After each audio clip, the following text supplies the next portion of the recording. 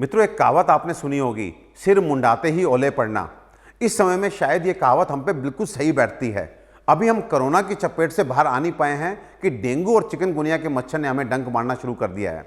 और मुसीबत तब बढ़ जाती है जब हमारे किसी फैमिली मेंबर को बुखार चढ़ता है, स्पेशली बच्चे को, और हम ये डिसाइड नहीं कर पाते ये बुखार कोरोना का है कि बच्चे को दूसरे कमरे में भेज करके क्वारंटाइन कराना है, या डेंगू का समझ करके उसे अपने साथ बिठा करके उसके बुखार को कम करने के लिए उसे ठंडे पानी की पट्टियां करनी है।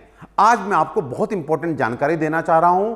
प्लीज इसको बहुत ध्यान से सुनिएगा और इस वीडियो को संभाल के रखिएगा। भविष्य में आपको यह वीडियो बहुत काम आने वाला है। मित्रों, हम सभी जानते हैं कि इस कोरोना काल में प्राइवेट प्रैक्टिशनर्स जो हैं उनकी अवेलेबिलिटी कम हो चुकी है। सरकारी हॉस्पिटल में जाने का माहौल नहीं है और थोड़ी सी डर या शंका के कारण जब हम बड़े हॉस्पिटल में चले जाते हैं तो वहाँ पे लाखों का बिल आता है जिसको शायद हम अफोर्ड नहीं कर सकते।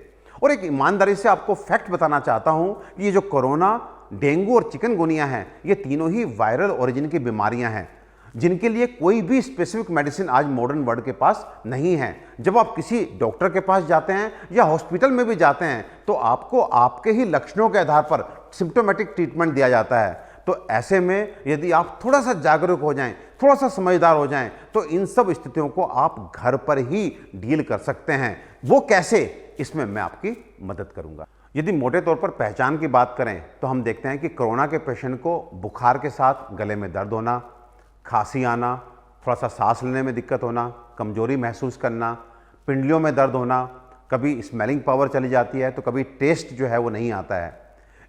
डेंगू के पेशेंट की बात करें तो उसका बुखार जो है वो हाई ग्रेड फीवर होता है, अक्सर कपकपी लेके चढ़ता है। साथ में उसको स्किन पे रैशेज हो सकते हैं, जॉइंट्स में पेन हो सकता है, मसल्स में पेन हो सकता है, और एक बहुत ही टिपिकल पेन डेंगू के पेशेंट में देखने को मिलता है कि वो सिर में भारीपन और स्पेसिफिकली आंखों के पीछे दर्द को महसूस करता है। चिकनगुनिया की बात करें तो वहाँ पे तेज बुखार होता है लेकिन साथ में सीवियर जॉइंट पेन होता है, जोड़ों में बहुत दर्द होता है। तो इन सिम्टम्स के आधार पे हम कहीं ना कहीं हम डिफ्रेंशिएट कर सकते हैं कि ये कोरोना का बुखार है, डेंगू का बुखार है या चिकनगुनिया का बुखार है। अब बात करते हैं ट्रीटमेंट की।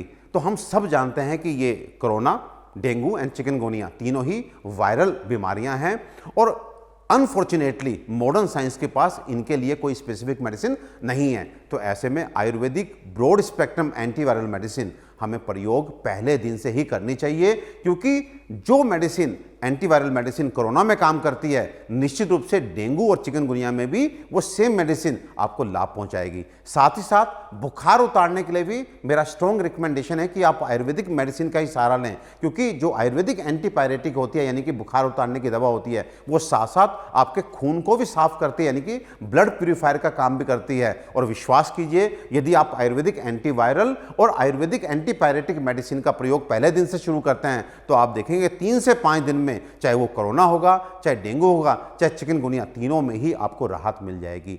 यदि आपका बुखार बहुत तेज है, जॉइंट पेन बहुत तेज है, स्किन पे रैशेज हैं और आपको कहीं ना कहीं इंडिकेशन मिल रहा है कि ये डेंगू और चिकनगुनिया है, तो प्रिकॉशनरी आप पास के पैथोलॉजी लैब में जाकर के आप ब्लड के एक सैंपल की जांच कराइए और प्लेटलेट्स की जांच कराइए, जिससे आपको थोड़ा सा आइडिया लगेगा कि स्थिति गंभीर तो नहीं हो रही। और यदि आपको लगता है कि प्लेटलेट कम हैं तो उसी दिन से आप पपीते के पत्ते का रस, गिलोय का रस, मकरध्वज, कामला हर योग, वो आयुर्वेदिक औषधियां जो प्लेटलेट्स को निश्चित रूप से बढ़ाने में कारगर सिद्ध हुई हैं, आप उनका प्रयोग भी शुरू कर दें। विश्वास कीजिए, यदि आयुर्वेद को माध्यम बनाएंगे तो इस कॉम्प्लिकेटेड स्टेज में भी 5 से 7 दिन में आप बिल्कुल सकुशल बाहर आ जाएंगे। और जैसे कि हम सब जानते हैं कि वायरल डिजीज से लड़ने में हमारी इम्यूनिटी सबसे अधिक काम आती है, तो ऐसे में इन तीनों बीमारियों में हमारी इम्यूनिटी को हमको अच्छा बना के रखना है। उसके लिए सबसे पहले हमें सुपाच्य हल्का खाना खाना है, हमको गरिष्ठ आहार नहीं खाना। गरिष्ठ आहार खाने से मतलब आपको उड़द की दाल, राजमा, चने, बैंगन, साग, दही, चावल, इनका जो है पूर्णतः त्याग करना है। ठंडी चीज़ों का सेवन नहीं करना है। सुपाच्य, घर का बना ताज़ा हल्का खाना, गर्म खाना आपको खाना है। फिर जीवन शैली में हमें ध्यान रखना है, नींद पूरी लेनी है, सही टाइम से सोना है, सही टाइम पे उठना है, तनाव को अपने आसपास नहीं फटकने देना है।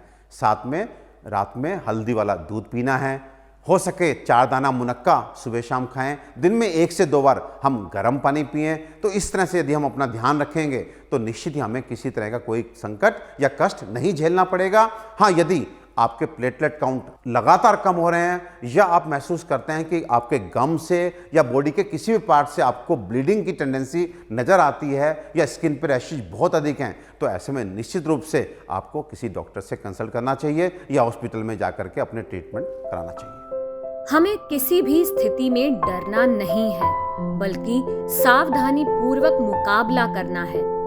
आपके अच्छे स्वास्थ्य के लिए कृत संकल्प अथ आयुर्धामः।